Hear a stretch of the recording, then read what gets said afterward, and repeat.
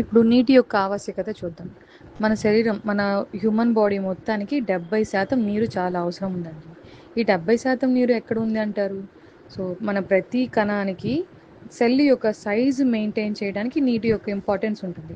మనం తీసుకునే ఆహారంలో ఎలక్ట్రోలైట్స్ ఉంటాయి కదా! Like minerals. ఈ మినరల్స్ సెల్ లోపల ఉంటాయి.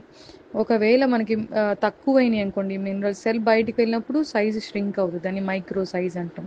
ఒకవేళ ఉప్పు శాతం లైక్ సోడియం ఏదైనా ఎలక్ట్రోలైట్స్ ఎక్కువ తీసుకున్నప్పుడు ఈ ఉప్పుతో పాటు నీరు సెల్స్ లోపలికి సెల్ ఉబ్బుతుంది. దాన్ని మ్యాక్రో సైజ్ అంటాం. సో మ్యాక్రో సైజ్ ఉన్నప్పుడు ఏమవుతుంది, మన సెల్స్ ఎట్లయితే ఉబ్బుతాయో మన బాడీలో కూడా ఒంట్లో నీటి శాతం వెళ్ళిపోయి సైజ్ ఎలక్ట్రోలైట్స్ ఎక్కువైపోయినాయి. సో సెల్ స్వెల్లింగ్ ఎట్లా మన కాళ్ళ చుట్టూ వాపు ఉండటం, ఉప్పు పేరుకోపోవటం వల్ల మొహం ఉబ్బరంగా ఉండటం ఇలా గమనిస్తాం. సో మనం వాటికి ఆల్టర్నేటివ్ ఏం చేస్తాం, మళ్ళీ నీరు ఇచ్చినప్పుడు ఈ నీరు వెళ్ళి ఆ ఎక్స్ట్రా సాల్ట్స్ని బయటికి నెడుతుంది. ఇలాగా ఇలా రోజు జరుగుతుందండి. మన కిడ్నీలు రోజుకి మన శరీరంలో ఉండే నీరు మొత్తం 200 లీటర్ల ఫ్లూయిడ్ని ఫిల్టర్ చేస్తూనే ఉంటుంది 24 గంటలు. సో ఈ ఫిల్టరేషన్లో మనకు తెలియకుండానే లీటర్ నుంచి లీటర్న్నర నీరు యూరిన్ రూపంలో వెళ్ళిపోతుంటాయి. సో మనం బయటికి పంపించే నీరు 1.5 లీటర్ అయితే మన ఊపిరితిత్తుల ద్వారా అండ్ చెమట రూపంలో కూడా కొంత నీటి శాతం వెళ్తుంది. మరి వెళ్ళేది అవుట్పుట్ ఉంది, మనం ఇన్పుట్ ఎంత ఇవ్వాలి? సరే, ఇన్పుట్ సుమారు అనే ఇంత అంత అనేం లేదండి. 3 నుంచి 4 లీటర్లు అంటాం. మినిమం 3 లీటర్లు, మ్యాక్సిమం 4 లీటర్లు.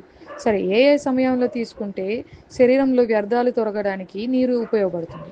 మొదటిగా నిద్ర లేచిన వెంటనే పడగడుపున 1/2 లీటర్ నుంచి లీటర్ తీసుకున్న నీరు మన బాడీలో వేస్ట్ ఎలిమినేషన్, ఒక 4 అవయవాలు ఉంటాయండి.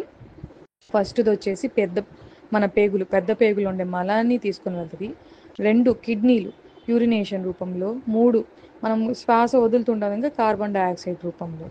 4 మన చెమట రూపంలో, స్కిన్. ఇలా 4 ఛానల్స్ ద్వారా ఈ లీటర్ నీరు అనేది వ్యర్థాలు తొలగడానికి ఉపయోగపడుతుంది. సో మనకి ఇలా వ్యర్థాలు తొలగిస్తాం. మళ్ళీ ఆహారం తీసుకోక ఒక 1 అవర్ ముందు, అంటే మధ్యాహ్నం మనం ఆహారం తీసుకుని గంట ముందు దాకా 1/2 లీటర్ నుండి మళ్ళీ లీటర్ తాగుతాము. ఇది మన ఆ రోజు మొత్తానికి సరిపడా శరీరంలో నీటిని మెయింటెనెన్స్ కోసం.